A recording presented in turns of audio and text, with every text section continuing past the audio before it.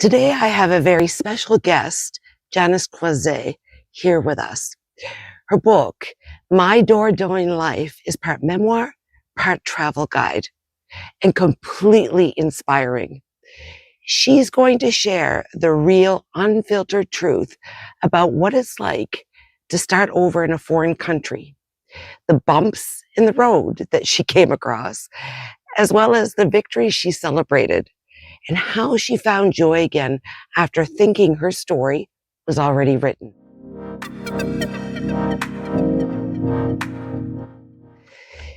This book was definitely not what I expected. When I first picked it up, I expected a tour of the Dordogne countryside and what things to see and expect, along with what it was like to live in this area. But for me, it was more of a reminder of where my heart is often, and especially throughout my long winters in Calgary.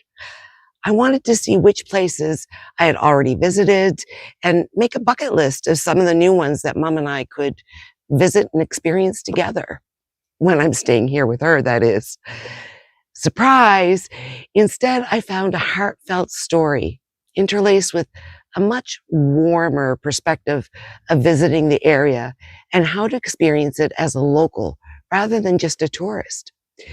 This story was very relatable and inspiring, and it warmed me from the inside out. Then it registered in my head just how courageous she was to venture out on this new journey on her own, not knowing what was in store for her, but knowing it was where her heart lived and she needed to return to. Since then, I've been raving about this book to everyone. It is a must read, even if you never plan on visiting France. Fortunately for me, my mom lives in the same community, so I have had the pleasure of meeting and getting to know Janice. She's warm, kind, engaging, and absolutely lovely. On top of that, she's inspiring and so full of passion about her newfound ability for storytelling and sharing her love for the Dordogne. She set up a blog 2 years ago and has just grown from there. I'll share the links to her blog and her book in the description below so you can check them out for yourself. Enough about how I feel about her and the book. Let's let her fill you in from her side so you can meet her too. I'm sure you'll love her as much as I do. Hi there, it's great to have you here. Welcome back to Hope Regained. I'm your host, Christiane Boudreau, and today I want to introduce to you our lovely guest, Janice Croizet. We're in the south of France, and after reading her book, My Dordogne Life, I couldn't help but sit down and really need to show her off to the whole wide world, because this book is something you should definitely read. Welcome. Thank you for being here and taking the time out of your day to sit with me. And thank you for asking. It's exciting, and it's not very often I get to sit with an author. Oh, well. And somebody that I really appreciated in the book. So we're going to relax and we're going to get to what I found was important and what I found was really exciting in the book. So at the beginning, we're going to start right off from there. Yeah. You did live in France. Yes. You spent 20 odd years here with your family. Yes. So you had a chance to learn the culture, the language, everything else. But you went back to England and then life changed. And then you picked up and came back to France all on your own. So it wasn't just a regular move this time.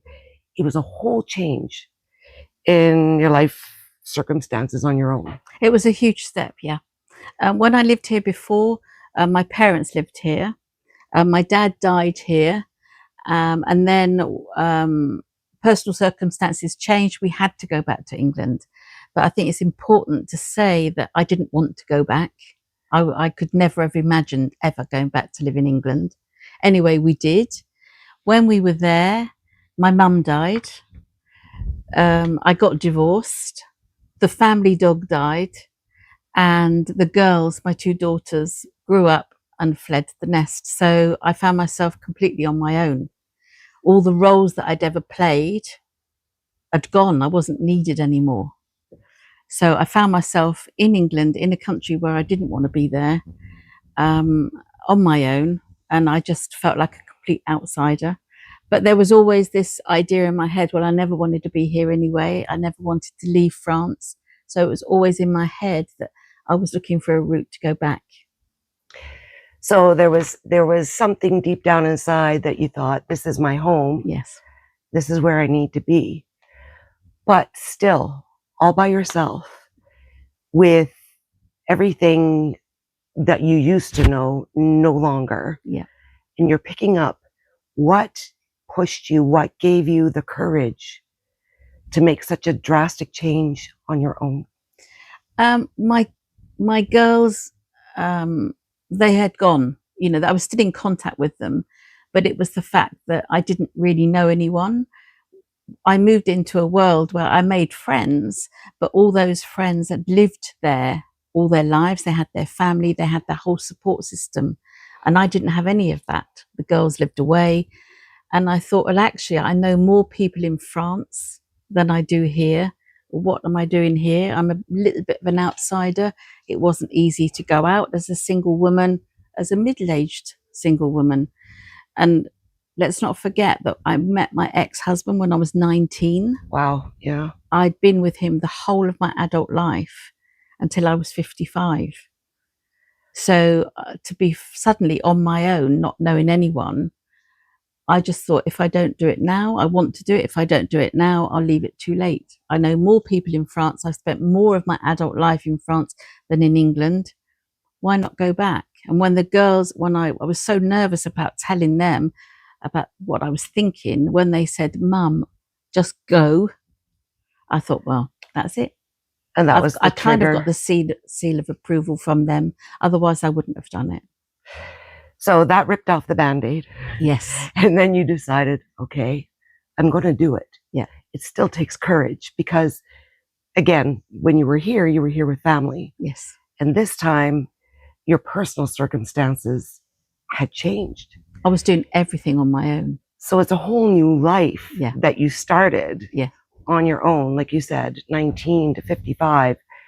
And having that support from being in a couple, any decision is not yours alone. But I was suddenly in a position where I thought, oh, God, if I get this wrong, you know, I'm in trouble. So it was scary, but not scary in a way. It was exciting because I thought, well, I've always been a bit adventurous. I had lots of adventure. I thought, I'm just going to give it a go. So what did you do to prepare? I mean, once you decided and you made the decision, a lot of people decide, this is what I want to do. I'd really like to experience this, or I want to change my life. But the preparation and setting a deadline and actually taking that step, what did you need to do to prepare? Well, the first thing was, the most important thing was I got the okay from my work that I could work remotely. So I knew that from that side, I could carry on. And then there wasn't really a lot of preparation. It was just, you know, selling up the normal things that you do. I knew that I had somewhere to live on this side. And then COVID hit. The dreaded COVID, where everybody's locked away. And I was living in England. The girls were away. So all these bubbles that everyone was in families, I didn't have any of that. And COVID basically delayed my decision for 2 years. Oh, wow. Okay. So I couldn't do anything for 2 years. And I was getting more and more depressed, I suppose, living on my own, working from home. The minute those restrictions were lifted, I had 5 flights cancelled because of all the changing regulations about travel. When they were eventually lifted, I booked myself onto the Eurostar. Okay. And I went from Southampton to London, stayed in a hotel, got the Eurostar the next day. And I decided that I would walk halfway round Paris on my own to Montparnasse to get the TGV down to Bordeaux. And it was just such a wonderful feeling. So was that the beginning is Yeah. here. It I feels thought, I'm like, here. The minute I landed in France, of course, there was all this passport checking, paper checking. I was sitting there thinking, oh my God, oh my God. When I got to Paris, they didn't even look at the papers. And I sat in the Gare du Nord and just cried my eyes out from relief. okay, I thought, now it starts. a new beginning, a Yeah. new chapter. And I walked around Paris with my little suitcase on my own, feeling very proud of myself. Head held high. Yeah, and it was, I was, from that point, I was just so excited that I'd done it. And you knew you were coming here Yes. in MA, Yes. and this is where you're going to be based. Mm. And you said you already had a place to live. Yes. I'd kept a house here Okay. from after the divorce, so I knew I had somewhere to live, and I knew there were still some of my old friends here from before, but I also knew that they wouldn't all be here. I wasn't going to walk in to my old life. I knew that. Yeah, you weren't going to be able to pick up. And I think a lot of people mistake that. I know after having lived here for some time and going back to Canada when my dad was ill, going back to Canada, my son thought, oh, I'm going to pick up where I left off, and everything is, and it had changed. And it wasn't. And he said, this is not what I expected. And I said, well, that's what I was trying to tell you. Yeah. You're starting anew. People have changed. Yeah. They grow. You've moved on. It was 7 years. That's a long time. It was a long time. God knows where those 7 years went. But I knew that some of them were still here. But you know, I came back knowing that it was going to be a fresh start, a safe, kind of safe fresh start. But it might not have worked. I might have got here and thought, oh no, it's not what I remember. I'm living amongst ghosts. But there was that danger. But I was open to that. So you were aware before making the decision, okay, you didn't have false expectations, thinking just going to walk in and it's going to be like it was before, like I remember. So you were prepared for that. But then you started your life. Yep. You got here.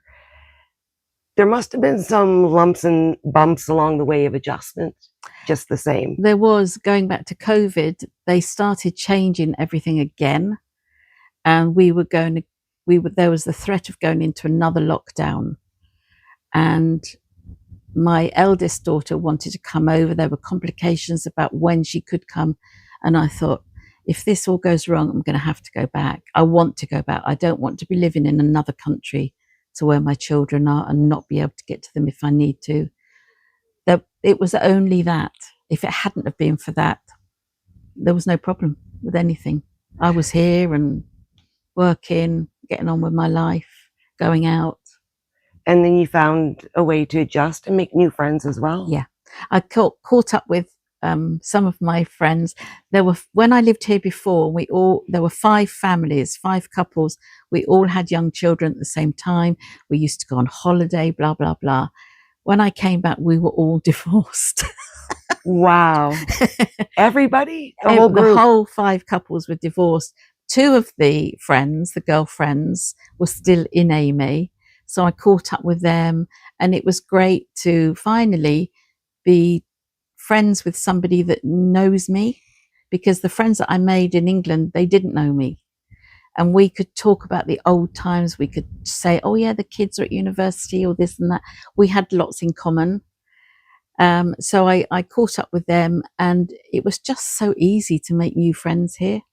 Yeah. It was so easy. It is quite an open community in that way, in that respect. And I made loads of new friends straight away. So you felt you got your footing quite quickly. Yeah. And everything was humming along just fine. Yeah.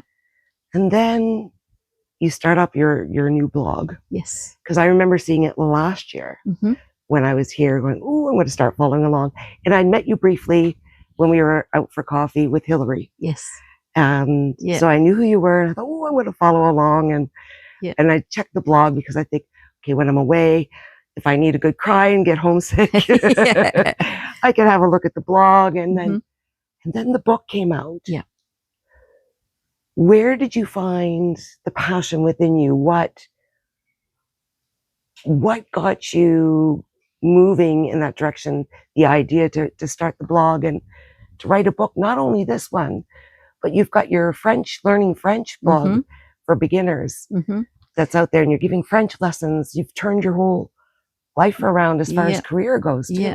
Well, with my professional life, I'd come to the point where I was finding it hard, the job that I was doing, and I knew that I didn't want to do it forever. So I started thinking, what can I do? I don't really want to start training to do something new. So I decided to play to my strengths, which was writing and being able to speak French.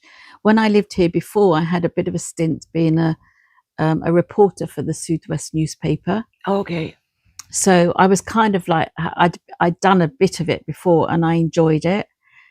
And I love going out and visiting places. All the historical side of the Dordogne, I just absolutely love it. And all the natural side. And I thought, well, that's something I've done before. Maybe now I can do that, but for me. So I thought, I'll have a go. So I started this blog and I did it kind of like as a leisure activity for the following year and got it all up and running. And then I thought, right, I'm going to give up my normal job and concentrate on that, which is what I did. And then I started doing the French lessons on the blog. I thought, maybe I can actually teach French. People had asked me, but it's not something I ever thought of doing. So I started doing that, and I thought maybe I can turn these into books, and that's how it evolved like that. So it was like a natural progression. Yeah. Everything just started to line up. Yeah, and I thought, well, I'm coming to an age where I really want to be doing something that I enjoy rather than what I have to do. Yeah, it makes it's a big so difference. Important at this age to do that. I've got a friend in England and she just doesn't like what she's doing, and I just think, change it. To have the courage to change it, and she is now. It makes a big difference when you wake up in the morning and your feet hit the ground and you say, oh, I love what I'm doing. I'm excited. Yeah, you're going to have days where, okay, do I continue to push through? But it's a fleeting moment, and it seems if it's something you're passionate about. It's for you. Exactly. I had to do something for me. I spent my whole life, I was a mother, daughter, sister, whatever. And I thought, no, now this is the time for me to do something that I like doing.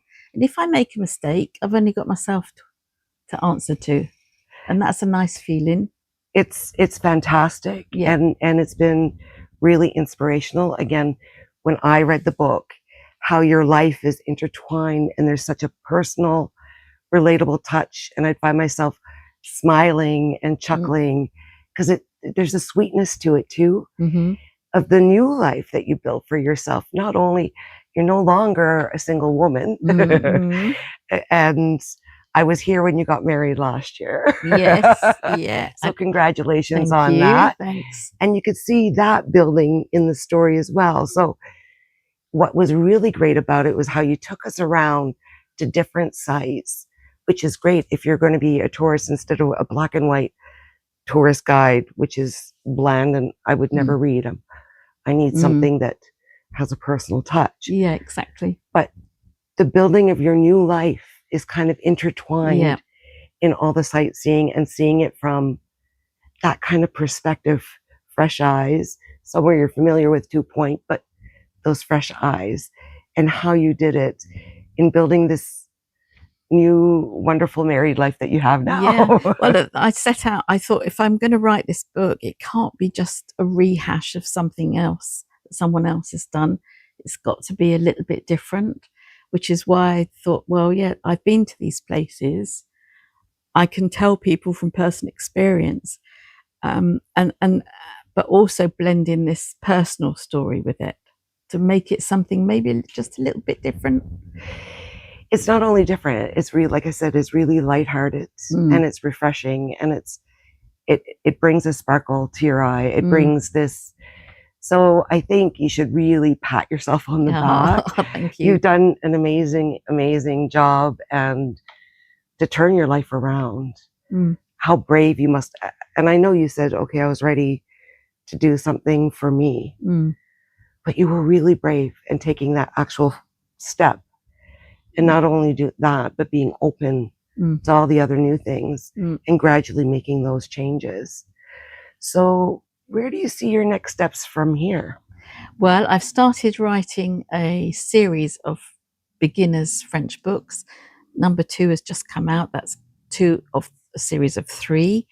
I'm just working on 3. I'm doing a little cookery book, which is going to be everything is in French and English.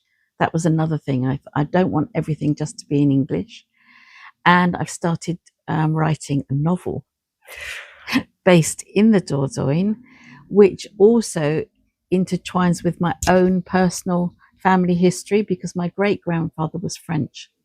He came from Boulogne to London. He was a tailor in Savile Row. So it brings all that in. I think that one will be, if it's anything like the writing style in this one, I'll be one of the first ones lined up to read it. Yeah, it's going to take a while and I'm just taking my time, but I've got a couple of other little projects on the go at the same time. And I just wake up thinking I'm actually doing what I love doing now. You know, it's funny, even when we had coffee the other day, I could see the sparkle, the life, the happiness in your eyes. And it's such an inspiration for me. Well, when I was, going up to my divorce, I was so unhappy and I had convinced myself I've had my share of happiness now. I had a good life, that's it. I'm done with happiness now. And I kind of was resigned to that. And I never thought I would actually be happy in a different way again. But it just shows you can be. As long as you take the courage, though, you've got to turn the page. You've got to have the courage to change. I didn't feel particularly brave when I did it. But I suppose when I look back on it, I think, well, yeah. There has to be still some emotional resilience to it, though, because not everybody has the courage to take they're big steps, stuff that you knew all your life, and really having lost yourself in that respect, to discovering who you really are, what you really love, and being true and committed to it and taking the leap. Yeah. So it is brave. It is courage. Yeah, I mean, I hated my life in the end in England, and I knew that I couldn't grow there. I've really felt this I want to change. I want things to be different. How am I going to do this? But I just didn't feel like I could do that if I stayed in England. I just felt like an outsider, that I didn't belong there. And as soon as I came back here, that sense of belonging kicked in again. Yeah. And it's really important. People recognize me from 7 years. Oh, Madame. That was nice as well. That didn't happen in the UK. It's brilliant, though. Again, a lot of people think there's an age barrier. I'm too old I'm too old. When in actuality, sometimes that's the best time. That was the trigger. Exactly. I was coming up to 60 and I thought, well, I was a couple of years off of 60, but I thought if I don't do it now, maybe I'm going to leave it too late. And I had lunch with some friends, English friends from the UK that had a holiday home here. And she said, I've left it too late to do it. And I thought, I haven't. I don't know if it's ever too late, in my honest opinion. But some people say that. And I say it's about living with no regrets. That if tomorrow is your last day, that when you look back, you're not saying, I wish I had. You don't want to live in that. No. So hats off to you. And already, my husband's retirement is coming up in 2 years' time. We're already thinking what we're going to do, we're going to do things. We're planning now for that. It's fantastic. And I've met your husband as well. So you guys are going to have a wonderful life. I'm absolutely sure. So the Janice today, looking back, what would she say to the Janice years ago? When I think of that, I always think, well, what do I say to my daughters? To give them, if they're low, to try and teach them about life, is to always believe in yourself, is to don't try and be perfect. If you make a mistake, learn from it and move on. And I think just to always work towards being happy. If you're not happy, what's the point? Hey, you don't have to sell me on it. I completely agree with you on that one. And, just to take a risk. Because otherwise you'll always be stagnant. Yeah. And I think they can see what I've done. It's a really good lesson for them. When they were little, I was so busy being a mum, and wife and daughter and everything. I didn't really have time to think about all of that. But now I can say to them, right, use me now as an inspiration. Oh, definitely for me, you're an inspiration. I think it's fantastic. And you're right. I think for our kids, we have to lead by example anyway. Yes. And if we're going to preach anything to them and we haven't had the courage to do it ourselves. Yeah. They never really saw that side of me because I was always so busy. And now they can see me as a person rather than as well as just their mum. Yeah. You can actually build a friendship now. Yeah, exactly. Yeah, exactly. See it on the next part of that maturation of the relationship. Yeah. And hopefully, I've got one daughter, she lives in Dubai. She took a risk. She went there. It's fantastic. And she's having a great life now. So, I'm not the sort of mum that says, oh, no, don't do that. Go for it. Even if you try something and it doesn't work out, so be it. Pick up the pieces, turn the next page. At least you tried. Exactly. You're not going to know. Exactly. Well, this has been absolutely wonderful. Thank you so much. I really appreciate it. I still can't believe that we can actually sit and have the conversation, and I get to bring the book home.